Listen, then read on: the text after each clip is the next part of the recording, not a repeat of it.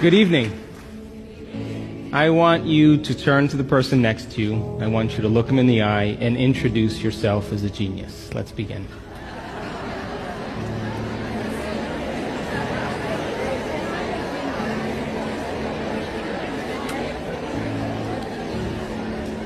Now, geniuses, so happy to be with you this evening. I have a few questions for you before we begin. How many people in this audience actually believe in the idea that the way you think has some effect on your life? That your thoughts create your life? You believe that, yes? So how many people here actually woke up this morning and consciously created a future?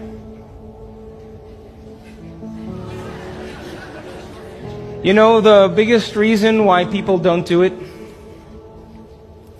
is because you don't really believe it's true.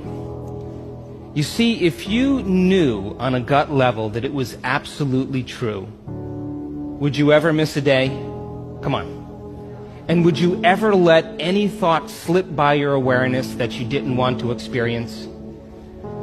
So your brain, according to neuroscience, is organized to reflect everything you know in your life. Your brain is a record of your environment. It's a record, an artifact of your past. So if you believe this, then does your environment control your thinking, or does your thinking control your environment? So if you wake up in the morning and you get out of bed on the same exact side as you did the day before, you shut the alarm clock off with the same finger, you slip into your favorite slippers, you shuffle into the bathroom and you use the toilet like you always do, then you walk over to the mirror and you look at yourself to remember who you are, then you get into the shower and you wash yourself in the same routine way, then you groom yourself to look like everybody expects you to look, then you go downstairs and you drink coffee out of your favorite mug. Then you drive to work the same way as you did the day before. You see the same people that push the same emotional buttons. You do the exact thing that you know how to do and you memorize and can do so well that you're an expert at. Then you hurry up and rush home so you can hurry up and check your emails, so you could hurry up and go to bed, so you can hurry up and do it all over again. Now, here's my question. Did your brain change at all that day? We could say that you were thinking the same thoughts, performing the same actions, that create the same experiences, that produce the same emotions, but secretly expecting something to change in your life. Would you agree? So then, as the environment turns on different circuits in your brain, you begin to think equal to your environment. As you see the same people and go to the same places and do the same things at the same time, it's the external environment that's turning on different circuits in your brain, causing you to think equal to everything that you know. And as long as you think equal to everything that's familiar or known to you, what do you keep creating more of? Same life. Now, the quantum law is still applying to you. You're just thinking equal to everything that you know, and you keep creating more of the same. To change, to truly change, is to think greater than your environment. And every great person in history knew this. Whether it was William Wallace or Mahatma Gandhi or Martin Luther King or Queen Elizabeth I or Joan of Arc, they all had a vision. They all had an idea. Couldn't see it, couldn't smell it, couldn't taste it, couldn't feel it. But it was alive in their mind. It was so alive in their mind that they began to live as if that reality was actually happening now. So can you believe in a future that you can't see or experience with your senses yet, but you've thought about enough times in your mind that your brain is literally changed to look like the event has already happened? Neuroscience says it's absolutely possible. Now, your personality creates your personal reality. That's it. It's that simple. And your personality is made up of how you think, how you act, and how you feel.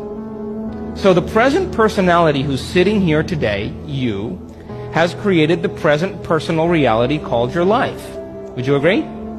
Would you also agree then, if you wanted to create a new personal reality, that on a fundamental level you would have to change the thoughts that you are thinking, the behaviors and habits that you're demonstrating, and the emotions that you've memorized that's become part of your identity? And most people try to create a new personal reality as the same personality, and it never works. We have to become somebody else. So then, as you keep thinking the same thoughts, performing the same actions, and living by the same experiences that produce the same emotions, there's a principle in neuroscience that says nerve cells that fire together wire together. And if you keep repeating the same states of mind and body over and over again, your brain begins to fire in the same sequences, in the same patterns and same combinations. And whenever you make your brain work in a certain way, that's called mind. Mind is the brain in action. So as you remind yourself every day who you think you are, you're causing your brain to fire in the exact same ways. And as they fire and wire in the same patterns over time, the brain moves into a very finite signature, and that's called your personality. Now, that box in your brain isn't literally a box, but it's the most commonly wired, neurologically fired programs that run redundantly because we keep doing the same things over and over again.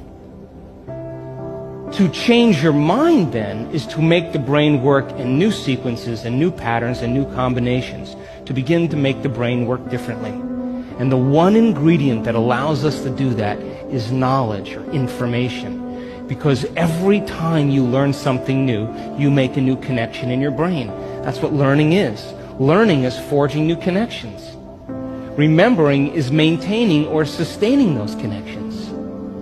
So now, every time you have a thought, you make a chemical. And if you have a great thought, or an unlimited thought, or a joyful thought, you turn on a set of circuits in your brain that fires in a very specific sequence, pattern, and combination, that produces a level of mind, that turns on another part of the brain that makes a chemical for you to begin to feel exactly the way you were just thinking, great or unlimited or joyful.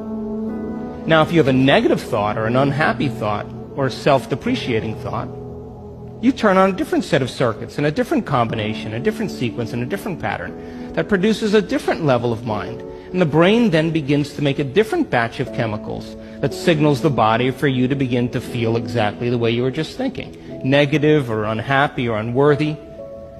So the moment you begin to feel the way you think, because the brain is in constant communication with your body, you begin to think the way you feel, which makes more chemicals for you to feel the way you think, and then you think the way you feel, and then you feel the way you think, and then you think the way you feel. And some people do this for 20 or 30 or 40 years. Now, the redundancy of that cycle over time creates what I call a state of being. And a state of being is when your mind and body are working together, or your thoughts and feelings are aligned to a concept. So thoughts are the language of the brain, and feelings are the language of the body. And as people get caught in this cycle of thinking and feeling and feeling and thinking, over time, they condition their body to memorize that emotion as well as the conscious mind. And whenever the body knows as well as the mind, that's called a habit. A habit is when your body is the mind. Now, 95% of who you are by the time you're 35 years old is a set of memorized behaviors, set of emotional reactions, beliefs, perceptions, attitudes that run just like a computer program. So 5% of your conscious mind begins to work against 95% of what you've memorized. So the person wants to think positively, but they're feeling negatively. They want to create their dream board, and put up their future life, but they feel unworthy. That's mind and body in opposition. We have to recondition the body to a new mind.